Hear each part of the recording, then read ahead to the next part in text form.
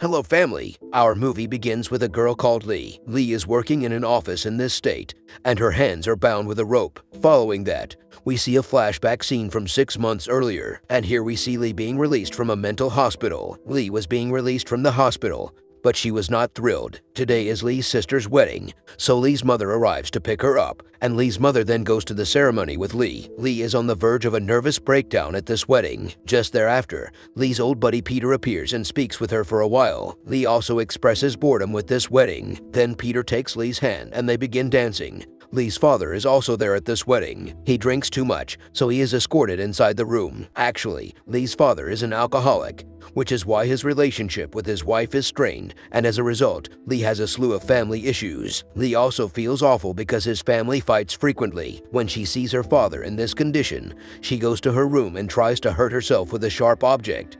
But she decides not to. Lee, in fact, damages herself anytime she is upset. It feels good to her as well because she slashed his vein, and as a result, Lee's mother committed her to a mental institution. And at the beginning of the film, Lee was being released from the same mental hospital, and now Lee wants to fix herself and start over. For this reason, she can also learn to type so that she may get a job. Lee once threw all of her sharp artifacts in the trash, but then she notices her mother, who keeps all of the dangerous stuff in the house in a cabin. Lee is devastated to learn that even her mother does not trust her. That's why she takes those pointy objects out of the trash again. Lee then notices a newspaper in the dustbin inside that contains an advertisement for the position of secretary. There was a job for a lawyer's secretary, and Lee goes to that office to interview for it. She notices that there are numerous files scattered about the office, as well as the work she used to do previously in this office. She comes out crying in front of Lee.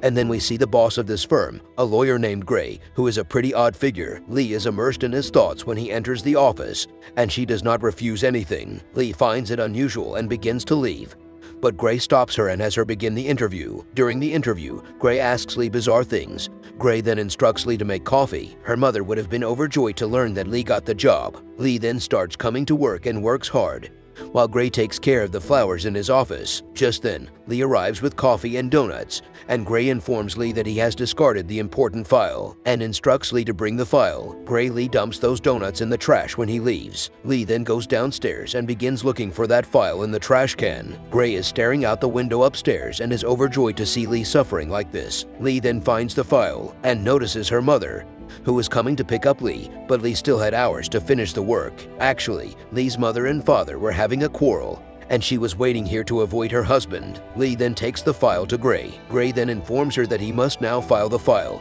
It's not necessary. That was due to the fact that he already had a copy, and he's been making Lee worthless ever since because he enjoyed watching Lee suffer. When Lee bends over to position the mouse trap, Gray informs him that there are too many rats in the office and wants him to set up a mouse trap. Then Gray notices the wound on Lee's body. After a while, Gray's ex-wife arrives at the workplace. When Lee arrives to look for Gray, he hides inside his closet. Gray tells Lee from the closet to inform his ex-wife that he is not present. When Gray's ex-wife learns of this, she urges Lee to stay here till he arrives, but she will wait for him. Lee then receives a phone call from her father, which is quite sad. While on the phone, the wife of the devoted Gray begins touching the items kept in the office and notices Lee putting her father on hold. Gray asks her wife to go from their hearing.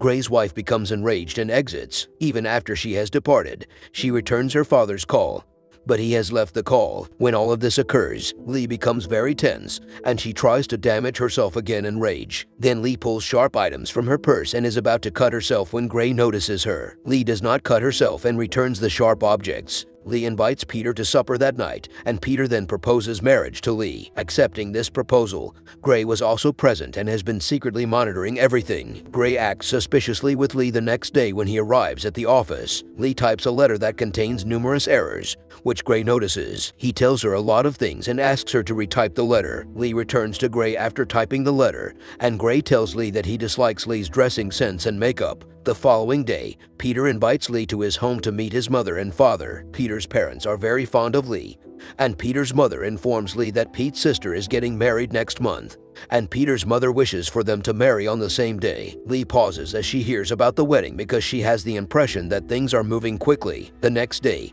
Lee arrives at the office and instructs Gray on how to approach her customer. After some while, they both sit on the sofa. Gray asks Lee about Peter yet again, Gray asks Lee if she loves Peter and wants to marry him. Lee is embarrassed by the question and tells Gray that she is unsure about her and Peter's marriage. Gray then tells Lee that he knows she cut herself.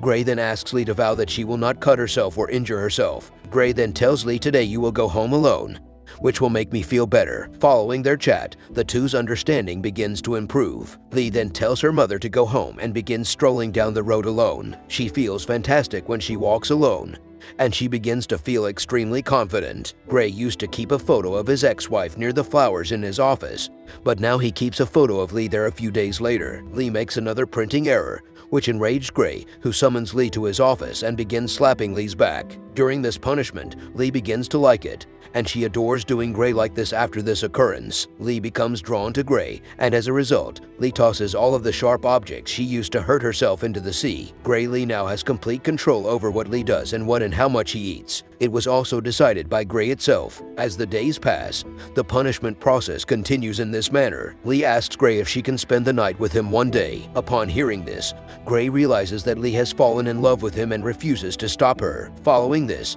the distance from Gray, Lee begins to be maintained once more. Lee's father's condition worsens, necessitating her hospitalization. Lee is now completely broken, and she goes to meet Gray at his residence. Even here, Gray does not speak anything properly, and Lee then leaves. Now, Lee creates mistakes on purpose to gain Gray's attention, but he also ignores these blunders. For example, Lee once put an earthworm in a letter and gave it to Gray. When Gray sees the letter, he decides to punish Lee and brings her to his office, telling her to kneel down. Lee believes Gray would be intimate with her this time, but Gray masturbates and wants her to go. Gray gradually realizes that whatever he is doing with Lee is wrong, and he burns all of his memories of Lee as a result. He also fires Lee from her job. Lee is furious and slaps Gray and tells him she likes him, but Gray does not listen to her and fires her. She tries to work in a variety of places after being fired from her job, but she misses standing outside Gray's office. Gray had frequently changed the locks in his office so that Lee could not enter. A few days later,